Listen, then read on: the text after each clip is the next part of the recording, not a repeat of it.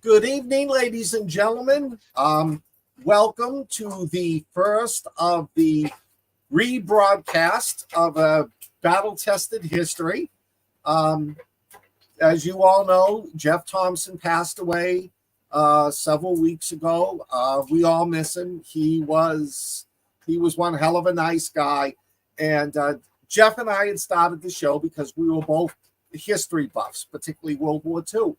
And not my guest, but my new co-host is Dungeon Dan. And we're going to pick up where Jeff and I left off. We're going to grab the movies. We're going to rip them apart for accuracy, and we're going to have fun with them. Before I begin, like, subscribe, please comment on this. Comment section, ask any questions you want about the movie. Do not ask about CIA stuff. I'm not allowed to talk about that yet. And we'll have a good time. Tonight's movie, though, is going to be very easy. Christopher Nolan's Oppenheimer.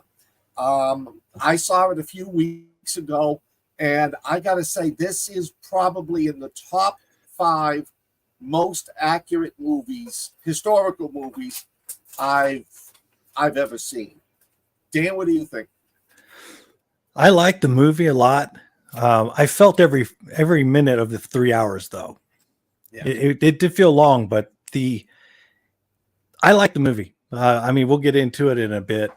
I just want to say I'm glad to be on your show, and it sucks that I have to fill such big shoes.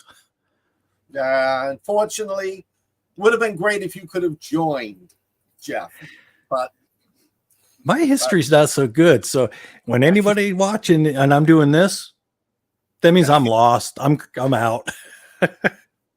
Well, this one, I got to admit, this is sort of a no-brainer for me, because those of you that knew I was in the CIA, and I spent a good 10 years with the Q clearance.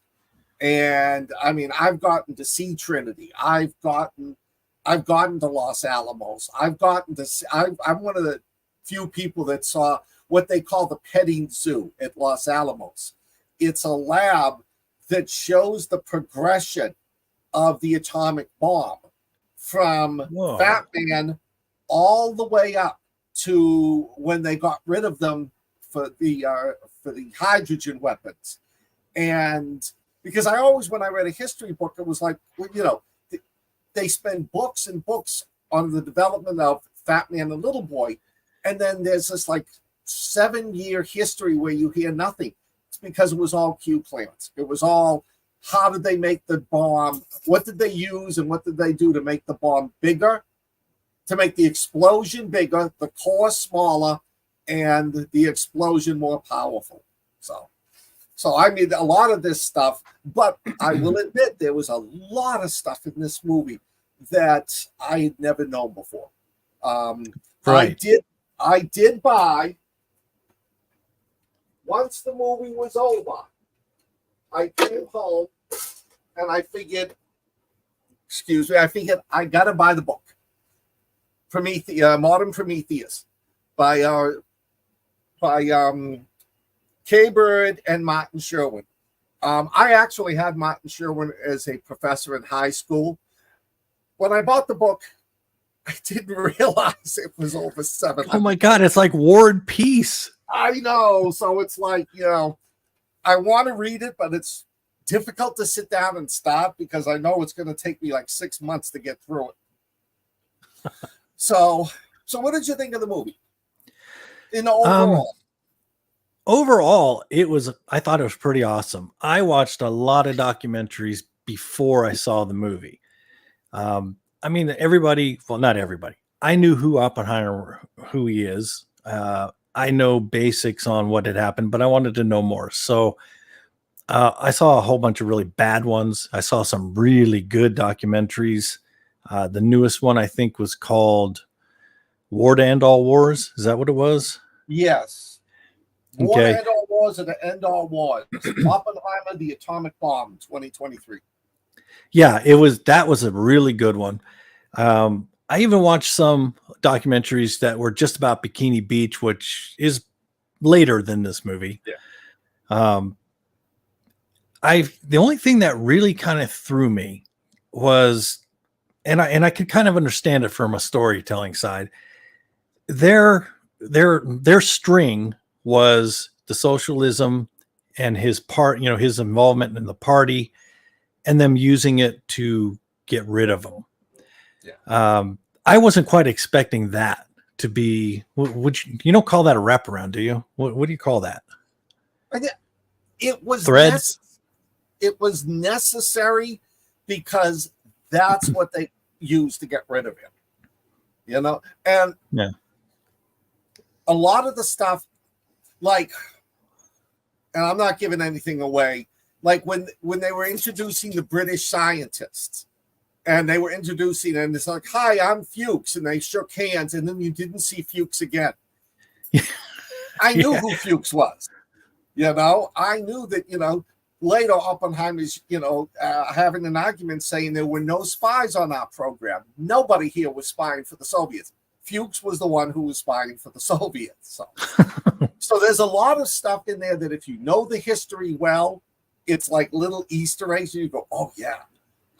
But if you don't know it, they explain it to you, because that's one of the things they used against him. Well, you allow Fuchs in for the program, and he's the one that gave the Soviets all the information. And they played up, like the documentary said. They started to get really worried about him when they found out he was having that affair with the communist woman. I can't remember her name. Hot Chick. Her name was Hot Chick. Yeah. I mean, she played a very major role in the movie. Yeah, and in the documentary, she played a major role in his life, even though, he may have been doing, we could call it side jobbing. Yes, he cheated. He was cheating on other women with her on occasion. Yeah, but she played a critical piece of this. Part of his breakdown, I think, was from her. Well, it had to be tough. Well, it was tough for him. I shouldn't say it had to be.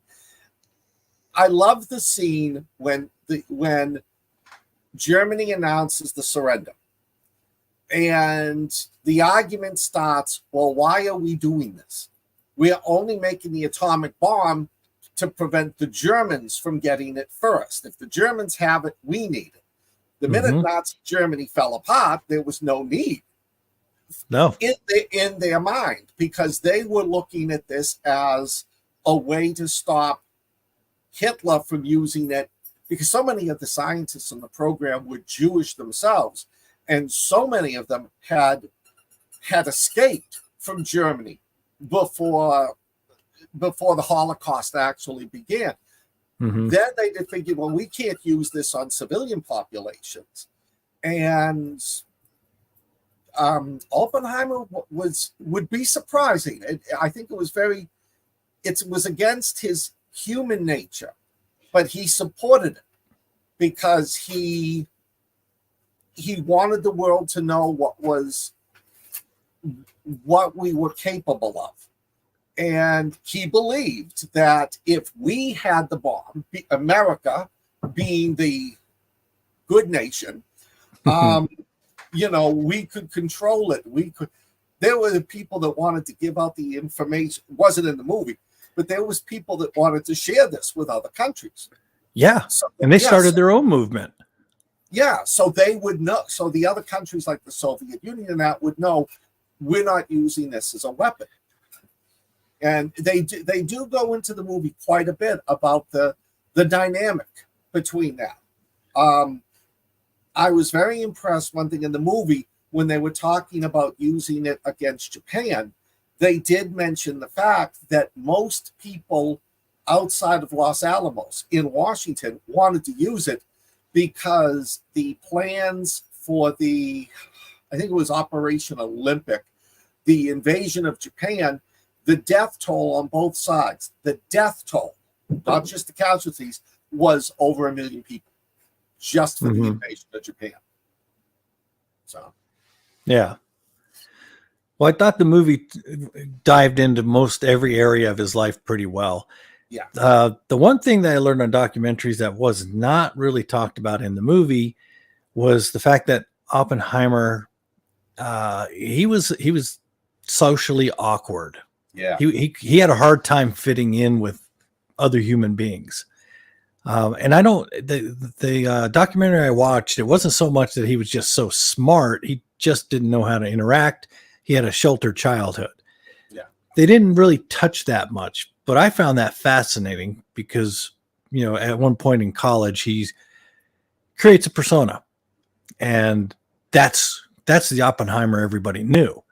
Right. But when everything was crumbling, when they were trying to get, you know, take away his security clearance and get him out of the program, that broke him. That and the realization of what his creation did to people. I thought the movie would really hit that one pretty good. It did destroy him. He had to live with that. There's a scene in the movie. When I saw it with a friend of mine, we both agree. It's when Oppenheimer goes to see Truman. Excuse me, people. Let him talk. He wants to say his bit. Yeah, well, he's arguing with the cat. So the cat thinks we should have gone to war with Japan. He didn't. There's a scene when he meets Truman, and him and Truman do not get along. Him and Truman, you know, he's trying to convince Truman, you know, that we should give up the secrets of the bomb. We should not be using it. And Truman asks him about the hydrogen bomb, and Oppenheimer starts to personalize it and says, "You know how much blood I have on my hands," saying this to the guy who gave the order to drop the bomb. And Truman throws him out. And as he's leaving, Truman says to the secretary, "I don't ever want to see that crybaby again." And I thought to myself, you know, what an asinine scene. Truman would never say that. Truman was not like that. Turns out afterwards, according to that documentary, it was true. Truman hated him. The two of them just did not get along. No, they didn't. No. And, you know, technically, I think Truman was right. He's the one that ordered the bombs to be dropped.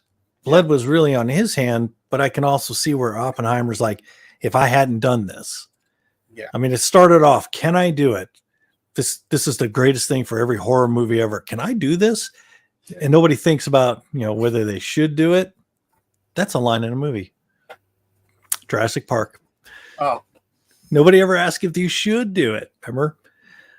Either way, I can see Truman's point on that, but he was kind of a dick in that about scene, it. In that scene, he was. I got to admit, I used to be a Truman hater in high school and college. I could not, what he did to MacArthur. And then the older I got, the more I realized, yes, MacArthur was right, but Truman had to fire him because MacArthur wouldn't shut up and listen. But that's another whole story. That's another whole story. Yeah, but no, it's the scene that it was the only scene that I thought was inaccurate, and it turned out it was, which therefore reinforces the rest of the movie. And I'll tell you, historical accuracy on this one is probably about 95 or higher. I mean, yeah, the scene when his wife is watching him, imagining him doing his hot chick girlfriend during the interrogation. Probably. I was gonna bring up that scene. That was genius. Yeah. The way it was filmed. Oh yeah. But the acting in it, I mean, Cillian Murphy rocked it as Oppenheimer. I mean, yeah. You look at him in the movie and then go watch the documentaries and you'll think it's the same guy. I thought Matt Damon played the perfect Groves. He was. Yeah. I mean, I hated the general in Fat Boy and Fat Man and Little Boy. Yeah. Yeah. I thought that he was just the stereotypical, general.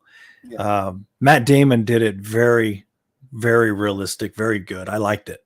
Yeah. And they the two of them played off very well together, as they didn't like each other, they didn't really respect each other, but they met each other halfway to get the project done. And Robert Downey as Strauss, he was awesome. If he does not get an Academy Award nomination for Best Supporting Actor on this, then it's a sin.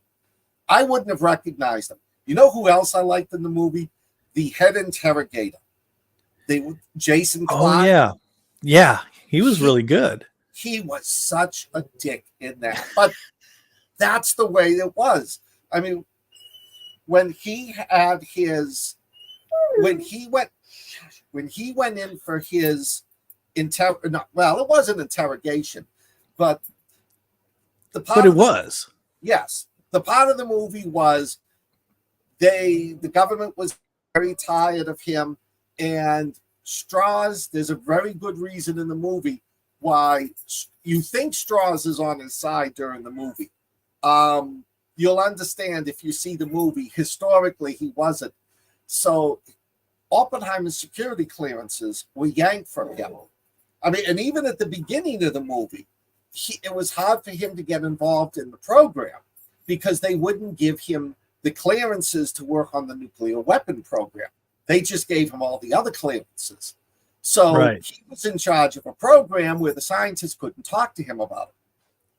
And after the war, I think it was in 47 or 48, they took away his military clearances.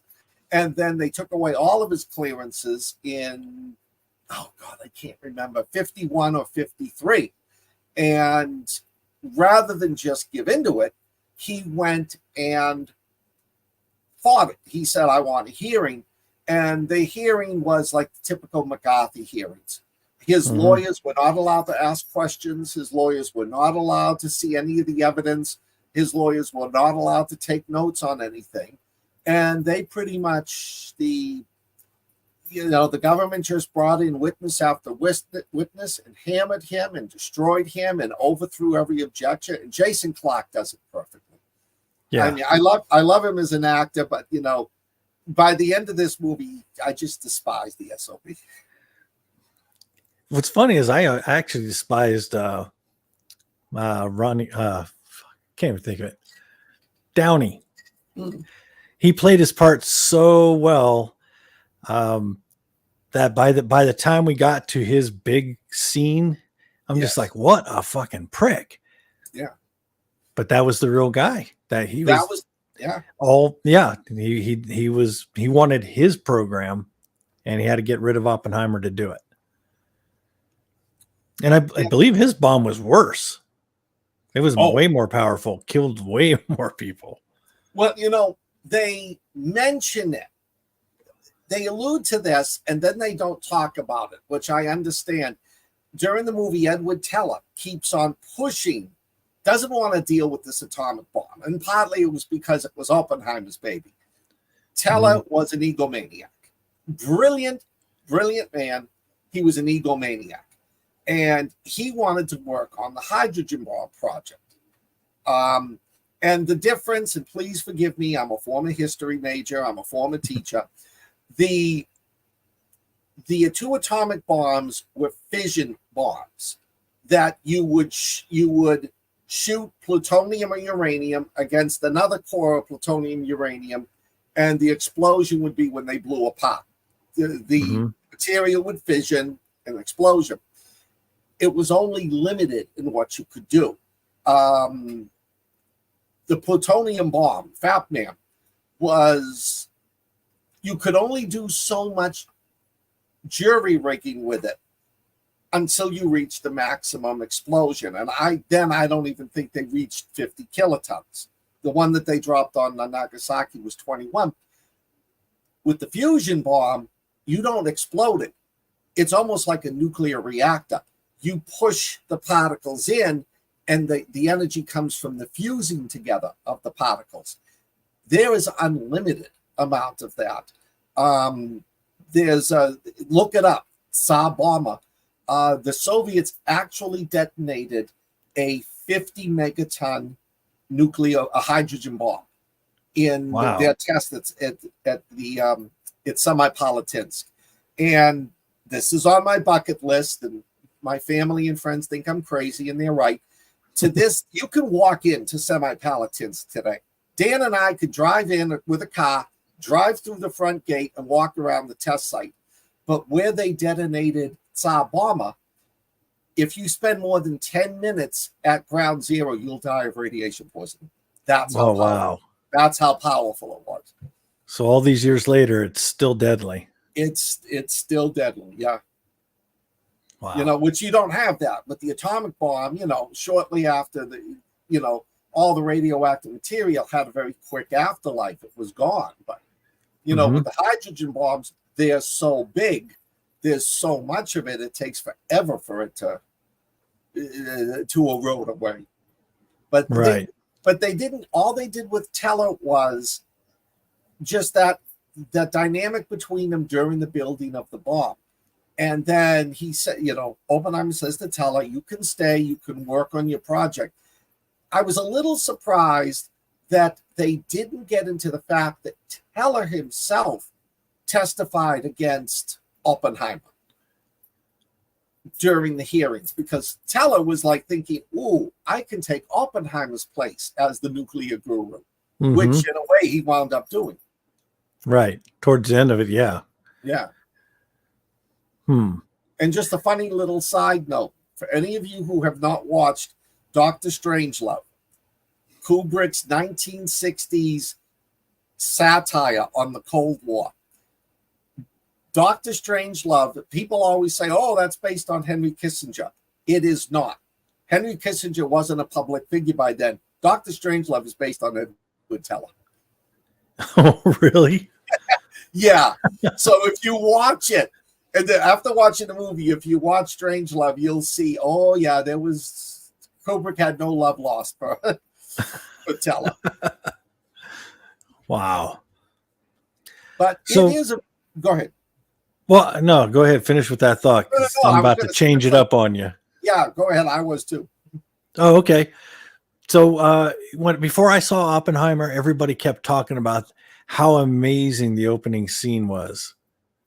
Did you feel that as amazing? Which opening scene? I'm assuming they're talking about the opening credit scene with all the fire. I just thought it was an opening scene with a lot of fire. I guess it was supposed to represent the fire of the bomb, but I never got that. I don't know. I mean, one of the things I noticed about the movie, which I kind of agree with, because the movie wasn't about the atomic bomb. It was about Oppenheimer. They never showed what happened at Hiroshima and Nagasaki. No, they didn't show hardly any footage.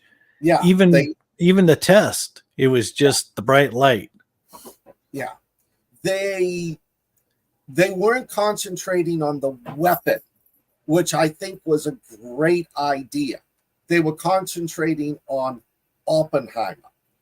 And by removing him from the weapon and by, going into his socialist past, I shouldn't say his flirtation with socialism.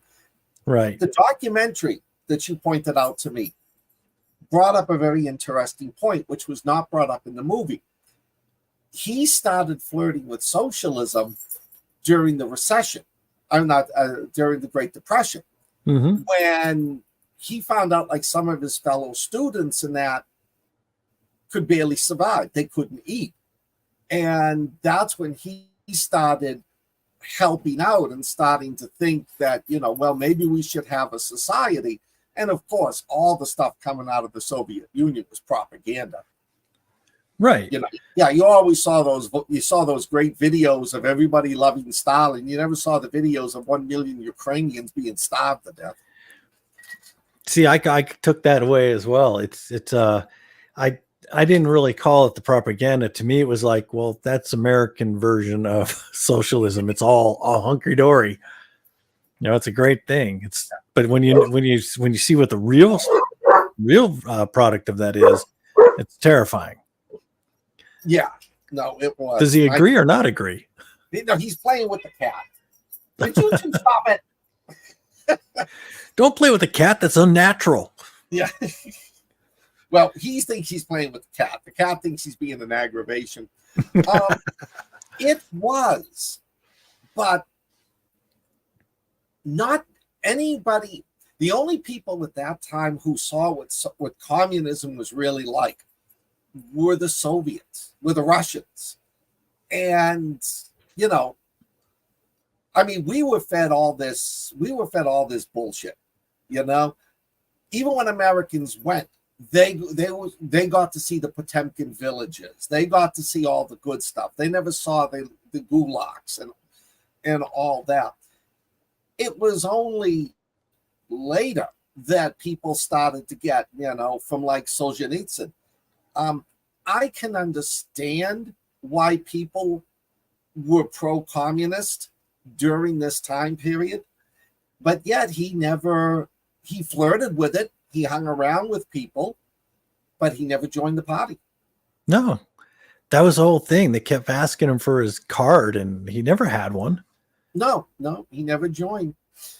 You know, and people were shocked when they brought Oppenheimer on board because he was far from the first choice anybody would have chosen for it. But General Groves realized this guy had the personality to get people to work together. He had the dynamics. He had the drive that if anybody was going to make this huge project a success, it was going to be him. It's a bit similar to Admiral King skipping the top 26 people to be commander in the Pacific after Pearl Harbor and picking the guy he thought would do the best job, Admiral Nimitz, who did a fantastic job.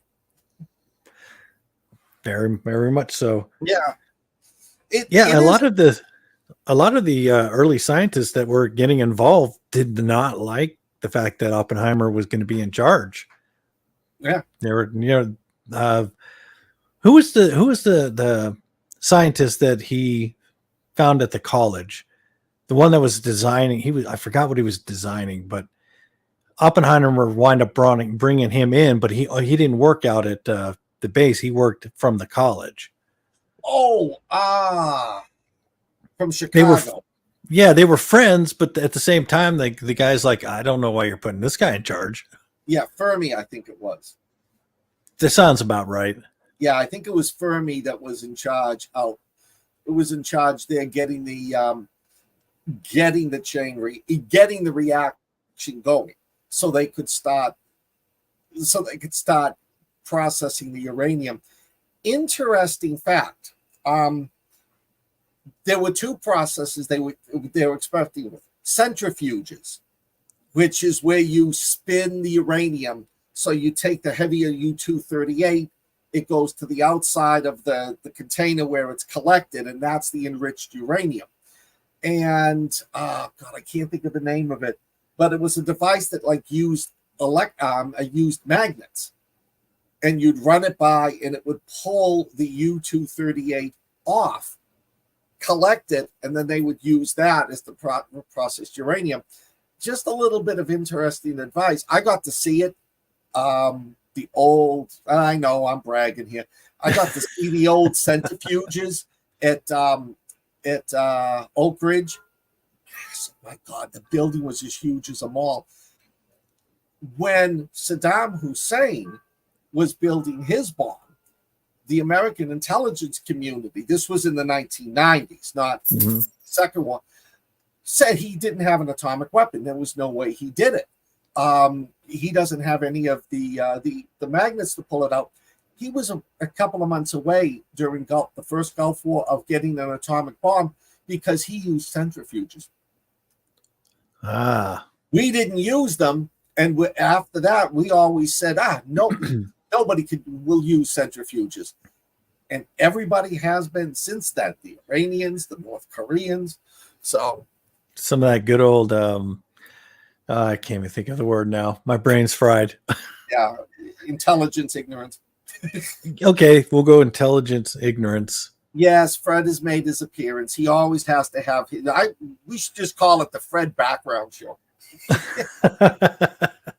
He's sitting under me now looking for attention. Stop messing with the cat. So, were there any parts of the movie? I don't want to say that were inaccurate. They were. Were there any parts of the movie that bothered you? Like embellished a bit?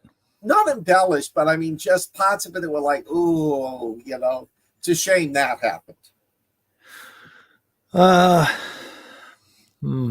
That's a good question.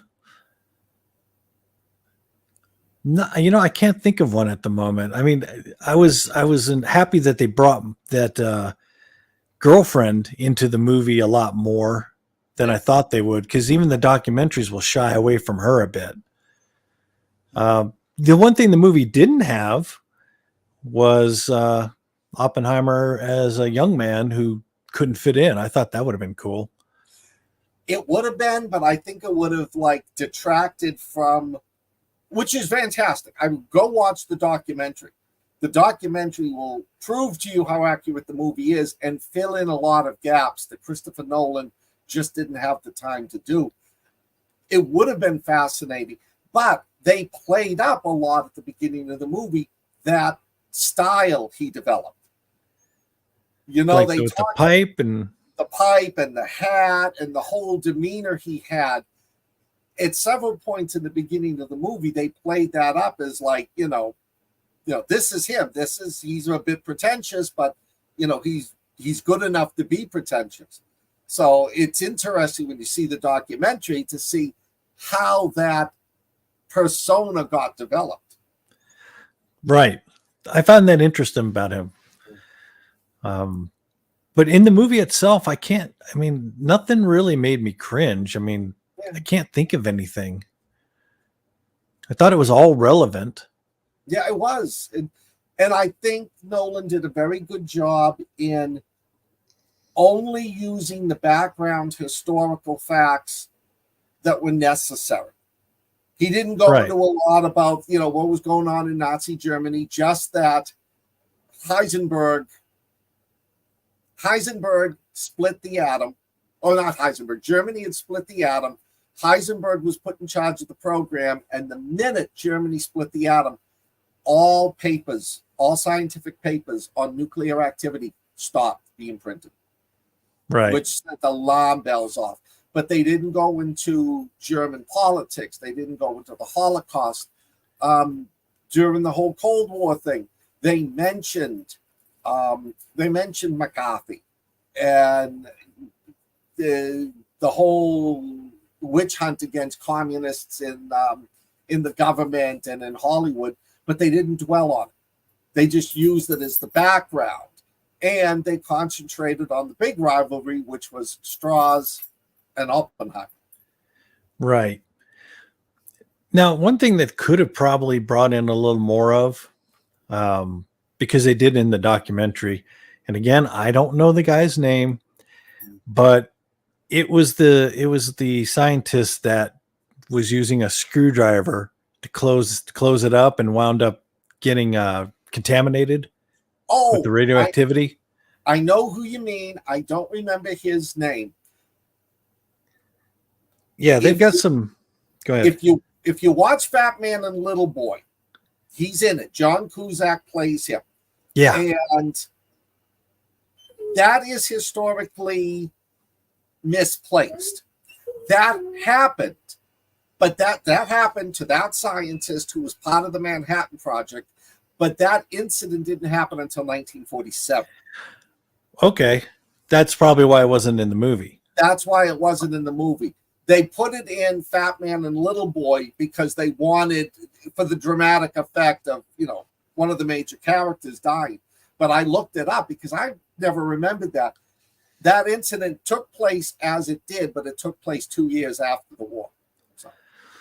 See, this is where, because I'm not as into the history as you are and as Jeff was, you know, to me, before I started watching the documentaries and stuff, I literally thought like Bikini Island and all that stuff, or the atoll, I thought all that was all part of this. I didn't realize that happened years later. I just watched one on Netflix about that particular thing, where they were interviewing some of the this real old guy that was actually from that atoll. Oh yeah. And, telling about what it was like when the military came and them trying to understand why they were getting kicked off their island and why they couldn't go back. So to me, a lot of this was just all lumped. High school education, it all gets lumped in. So whenever you see the big atomic explosion, never realized that was years later. That was the underwater one, because every other test at that atoll was nowhere near that spectacular looking. Yeah. So it's kind of an eye opener to find out just how much got lumped into a normal education instead of actually putting it in the right context, I guess is what I'm trying to say. Yeah, they couldn't do it in the movie. Like one thing that really scared them was when the intelligence community saw images of the first Soviet atomic bomb. It looked exactly like Batman. That's how they knew that there had been a spy inside. There'd been a leak, yeah. It was done precisely. And then when you figure that the Soviets detonated, the Soviets launched Sputnik first, which is scary, but what most people don't realize is the difference between a ballistic missile and a space launch vehicle is what you put on top. If you can put a satellite and launch it into space, you can put a nuclear warhead and launch it into space. Right. And they detonated the first, I think they detonated the first hydrogen bomb. The Russians did? I think so. I got to check that out. But what's funny, when we did, our hydrogen bomb was so powerful. They grossly underestimated the yield. It almost destroyed the bunker that was 2 or 3 miles away. The guys inside said, they could feel it moving. The walls were shaking. Wow. If you go look up pictures of Bikini Atoll, the H-bomb, I can't remember what it was named, before and after. It before you see the atoll, afterwards you see this giant circle of water. Wow. Yeah. I'll have to look that one up. Yeah. Another terrifying thing that got touched on every aspect of, be it a documentary or the Oppenheimer movie, was the one thing that always scared me was that when they were all sitting there trying to figure out, is this going to ignite the atmosphere and kill the whole planet? Yeah. That's a scary thought, because it's such a thin thing that's keeping us alive. And, I loved you. You're right. That was because that was one of my favorite scenes between Damon and Murphy. You're saying this thing could blow, Groves, are you saying this thing could blow up the whole world? Well, there's a slim chance. What are the chances? That it won't. 99.99. And Groves is like thinking, I'm not saying this mean, typical military. Yeah, but we probably have that 0.1%. Yeah, we'll be fine. What could happen? Oppenheimer's like, don't worry about it. It's just a scientist. But there's something else that they didn't really concentrate on when he says, when he quoted, I am become death, destroyer of worlds. One of the things. Oh, okay. All right. The U.S. did detonate the first atomic weapon. All right. Sorry about that inaccuracy. Because that ruins my reputation for the Thank God it wasn't me. Yeah.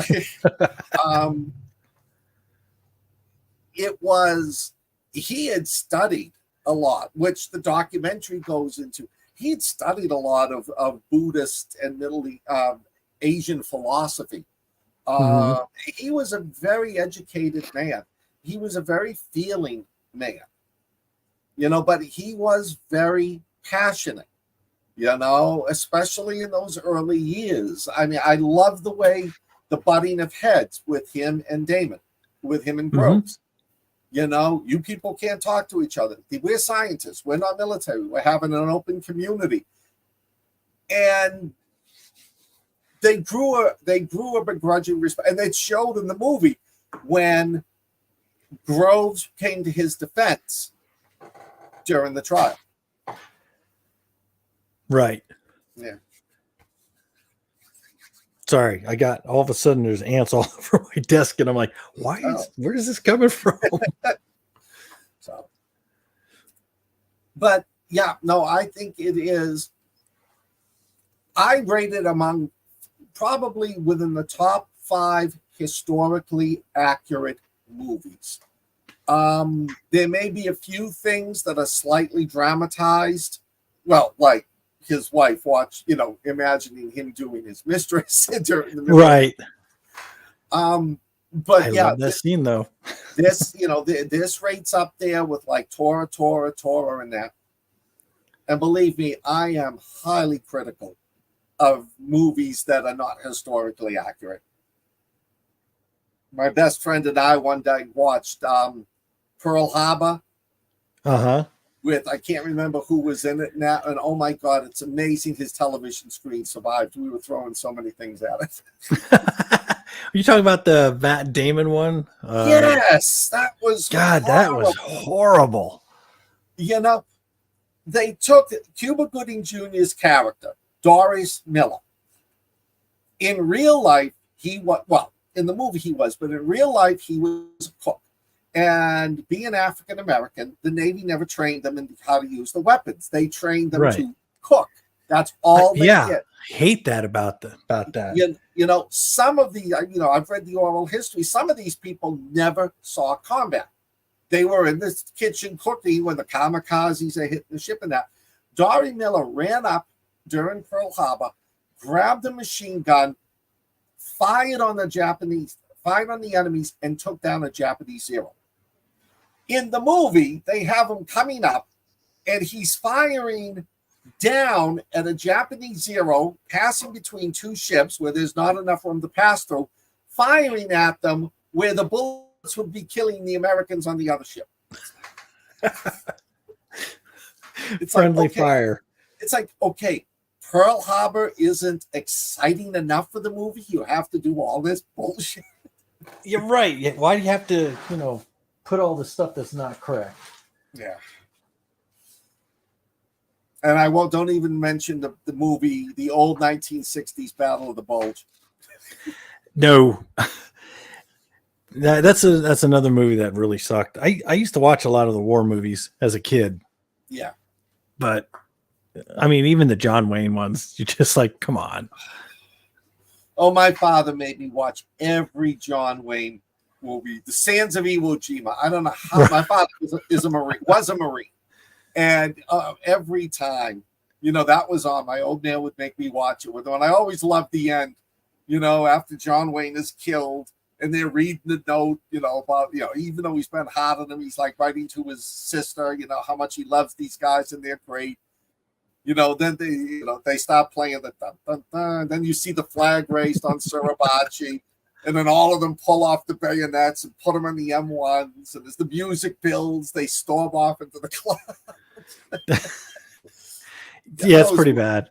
Those movies were ridiculous. But, we love those movies because they were war movies. You got your heroes and, they're trying. Another accurate movie was 12 O'Clock High. I'm not sure I saw that one. Oh, with Gregory Peck. It's phenomenal. Watch it. And they said to Curtis LeMay, who was with the Army 8th Air Force. He ran the 20th Air Force that did the bombing of Japan. He became chief of staff of the Air Force. When the movie came out, they said to him, I dare you to find the one historical inaccuracy in that movie. And LeMay couldn't. And when they told him, he felt like an idiot. The only thing historically inaccurate about that is when the German fighters are attacking, you can hear the machine guns firing at the American planes. Really? You were not able to hear that in real combat. You could see the machine guns firing, but because of the noise of your machine guns in the plane, you couldn't hear the German aircraft firing. But they had to do that because otherwise most moviegoers would have written the film off as stupid. It's amazing what you have to do to please the public. Well, it's like in Band of Brothers, another great classic series. I love that one. they always, whenever they talked, had to take their helmets off so you could see which character it was. They never would have done that in real life. They would have kept the helmets on while they right. Yeah. And the last thing you want to do is catch a stray bullet. Yeah. Strategic Air Command with Jimmy that Stewart. one I've seen. Yeah. Yeah. I think Jimmy Stewart's in that one.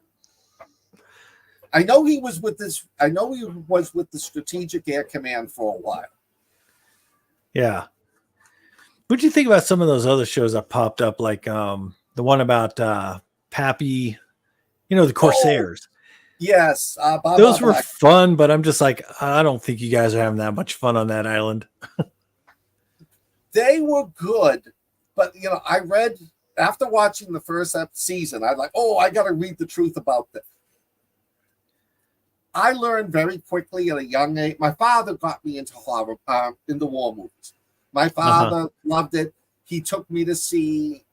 I was about 12 years old. He took me to the movies to see Midway, the one with Charlton Heston and and when I got home, I was so excited. I went out and bought Miracle at Midway. And then I'm reading about Coral Sea and Pearl Harbor, so I went out and bought the other books. But I got to the point like, okay, I'd see the TV series, go back to the book, and be so disappointed. Nothing in Baba Black Sheep, except the fact that the major who hated him, who they hated, I can't even remember his name. He was the bald guy. Yeah, that was the only thing accurate. That, and it was the Black Sheep Squadron. Everything in the TV series never took place. Of course not, because it's real life is not interesting. Yeah. But that, unfortunately, that's what people tend to think, because that's what you see. For the longest time, I thought the Navy ran like McHale's Navy did. How could we ever win anything with that? And Rat Patrol. Rat Patrol. Yes. 4 guys in 2 Jeeps take on the Africa Corps and win. Did you ever I even watched Did you ever see Rat Patrol? Yeah. I used to watch Rat Patrol all the time. I love the one where the one scene where the Jeep is circling the Panzer Mark IV, and it's firing the machine gun, and then like 2 scenes later they're driving away and the tank's in flames. Yeah, how did that happen? Those little bullets aren't penetrating. Now, a good series that was very accurate was Combat with Vic Morrow. Oh, I forgot all about that show. Yeah, my old man watched that, made me watch that with him I think it was Friday night. The sounds, the different sounds of the guns, the sounds the American guns made, the German guns made. Yeah, they took some time with that. Of course, as a young kid, I didn't realize. No. But my father pointed out things to me. Like, that's really what happens. That's what a Mauser sounds like. Yeah, that was one of the scenes in that movie Heartbreak Ridge. Heartbreak Ridge. I always liked. It's the distinct sound of a certain weapon when you've been fired at. And then even though the movie is very inaccurate, the combat is fantastic in Saving Private Ryan. See, I always wondered how accurate that was. I mean, that was like literally the most realistic type of battle footage. Yeah. Those guys went above and beyond with the makeup effects. I remember I was just blown away when they were doing the scene, Hogan's Heroes. Interesting fact. No, go ahead. Heroes. Every German in that show, Schultz, Klink, Burkhalter, and I can't remember the SS officer. Every one of them, their families fled Nazi Germany because they were Jewish. Really? Yes. I knew that about Klink, Werner Klemperer. His father was a famous composer, but every one of them, the parents had to flee Nazi Germany because of their Jewish heritage. And now all the Germans in that movie are idiotic Nazis. They must have had a freaking hell of a time doing that. Yeah, I imagine. I think even German people didn't like the characterization because they're like, we don't talk like that. So what were we talking about before Hogan's? I totally forgot. My brain actually just jumped to Easy Company in the comic books. Private Ryan. Oh yeah, Private Ryan. Okay. Yeah, no, that opening scene. I mean, I've read a lot of history. The kid walking around, looking for his arm and picking it up. That actually happened. Somebody remembered seeing that on the beach. Yeah, there's a lot of crazy stuff. That was horrible. It was stunning to see it on a big screen like that. But I like that the makeup effects crew took the time to really think out what these wounds would do, what they would look like. Even just the scene where the medic is, remember when he's like putting his own hands around trying to see where he got hit. But it was amazing that every time they would wipe away the blood, it wouldn't just come spraying out. It would start coming back out. Just like, yeah, that's the real stuff right there. Yeah. Yeah. No, I rated up there. Plus, my favorite scene in the movie is the scene when they come up with they meet Paul Giamatti and Ted Danson. And okay. Oh yeah, we've got Private Ryan here. And It's the wrong one. Up, well, how can my brother be killed? He's in elementary school. Aren't you James Nelson Ryan? No, I'm James Oliver Ryan. Totally screwed up that guy's day. And I'm thinking to myself, that is the military. Nothing has changed. See, I felt for that guy because when you're serving and you're away, there's no going home for anything. You are there. Yeah. So, when you get bad news from home, you're stuck and it tears at you. Yeah. Now I hung around. My father knew a lot of, when I was young, late 60s, early 70s, my father knew a lot of World War II and Korean War vets. I got a lot of stories. Yes, we're talking Save It Private Ryan. I got a lot of World War II stories. I heard a lot of these guys telling what was going on. But the funny thing was, my uncle was at Okinawa at Sugarloaf Hill. Mm-hmm. And my uncle never talked about Okinawa, never mentioned it. And I found out later probably why. 18 Marines walked off of Sugarloaf Hill. Oh, really? Yeah. Of all the Marines that went up there, 18 walked away. And I was stationed in Okinawa. So I read a lot of books, did a lot of research, found out what unit my uncle was in, and I traveled. I found the landing beach and I took photographs. I found the airfield that they took. I took photographs. I took photographs of Sugarloaf Hill and sent them to my father. And my father said it was the only time my uncle talked about Okinawa, but he didn't talk about the combat. He talked about the guys he was with and what it was like. And he just couldn't bring himself to talk about what they saw in the battlefield. Right. You'll find that with most veterans that have been in that particular situation. They really won't talk about it. There's a fellow author of mine, good friend of mine, Tyson Hanks. And he came back. He was a medic in Iraq, second Gulf War. And he wanted to go writing horror. But he couldn't get himself, every time he sat down to write, all the images would come flooding back in. And a good friend of him said, write your autobiography, write what you saw, and don't publish it. Just write it, vent it all out. And the kid did. The kid got all of that on paper, vented everything on paper, and then started writing his novels. And then eventually, I can't remember the name of it, published the book. As a separate novel based on his own experiences. Sounds similar to the character in We Were Soldiers. You know, you remember the end character who was writing it all down, and yes, yeah, it's crazy. yeah. I wonder how was. You think that one was accurate, pretty accurate, or? I don't know. I am not a huge Vietnam War. World War II, Cold War, and Korea is what I concentrated on.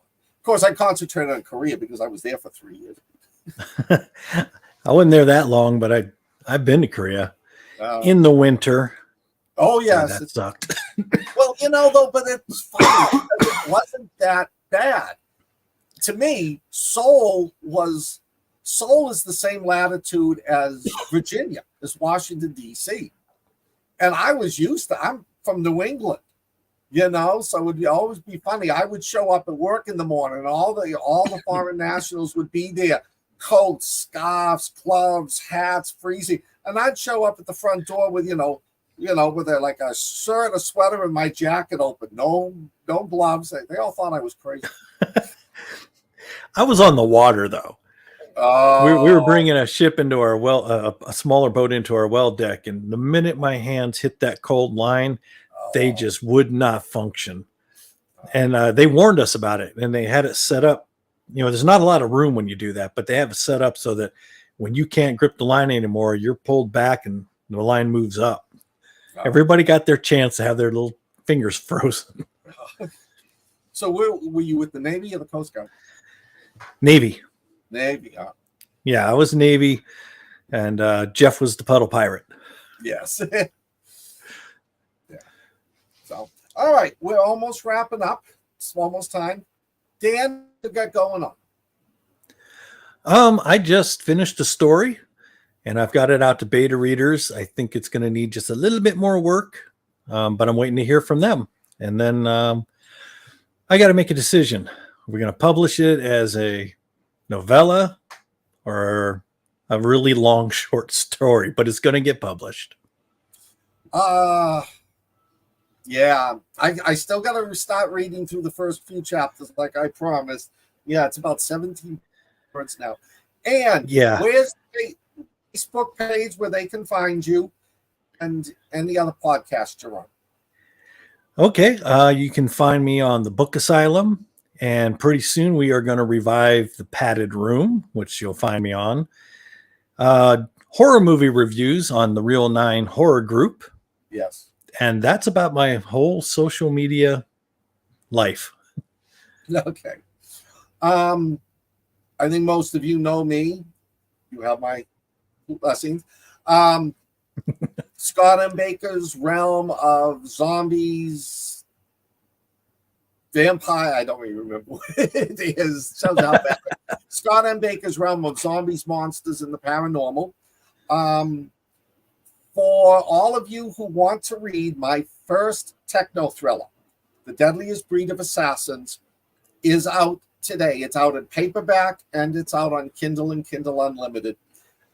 This book is a work of fiction, but it's based on 23 years with the CIA. And what I mean by that is everything I talk about in North Korea happened. All the weapon systems I talk about are accurate. It's just the story they're involved in is a work of fiction. Maybe. So go to my Facebook page. I will be posting the links for them later tonight. And let's see. Dan, thank you for joining. We're going to try to do this every 2 weeks. We're going to pick up some great movies. We'll pick up some movies that are just like historically crap, just for the fun of it. That'll be great. But we plan on doing this for a while. So thank you all for being here. Like, subscribe, and stay cool.